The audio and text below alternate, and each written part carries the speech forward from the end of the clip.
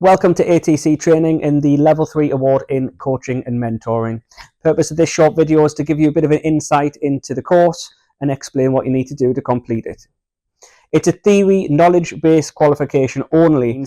You don't have to actually do any coaching or mentoring as part of this qualification. That means it's ideal if you're not currently working or not currently in a role that requires you to coach or mentor staff. It's generally pitched in a business context, but you can do this regardless of the context of the type of coaching or mentoring that you're doing. So there's only one written essay to do as an assessment within this course, and we provide everything you need. So all the resources are available. You can, of course, do wider research, but take advantage of our resources, which is a combination of videos and written articles too.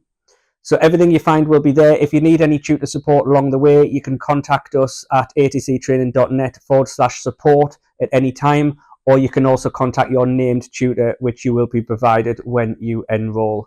So check out the email notification you will get for those details. If you submit your essay and it's not quite right, don't worry. Our tutors are there to give you some advice and guidance. You can resubmit it as many times as necessary. So to conclude, there's just one unit in this qualification and just one essay to be able to pass that unit. We also provide some additional guidance on how to write essays, good practices, so you can check that out in the available links as well. We also do a level 5 qualification, so you can progress from the level 3 up to the level 5. The level 5 is a bit more in depth. It's got 2 written essays, which do require a bit more research for those essays, and you do have to plan, deliver, and evaluate an actual coaching or mentoring program. So you will have to do practical activities, and it does also include an observation within that qualification too.